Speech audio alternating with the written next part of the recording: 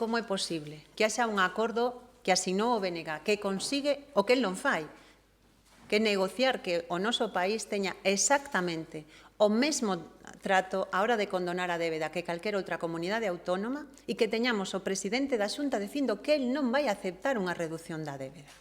É que este é un disparate de tal calibre que eu non daba crédito cando escoitei onte as declaracións do señor Rueda. E non pode ser que todo isto responda única e exclusivamente a unha estrategia partidista onde a señora Ayuso lle marca cal é a dirección o señor Feijóo e o señor Rueda o único que fai é decir si buana indo en contra dos intereses dos galegos e das galegas. Estamos falando dos cartos da xente deste país, de cartos que saen dos seus impostos. E é absolutamente inaudito e un auténtico despropósito que o señor Rueda nos diga que non vai aceptar unha reducción da débeda. Pídolle que rectifique e que deixe de poñer os intereses do Partido Popular por diante do interese de Galiza. Porque, insisto, quen está dicindo que non quere que se cumpla ese acordo é o presidente da Xunta, un acordo beneficioso para Galiza, que isto eu nunca visto.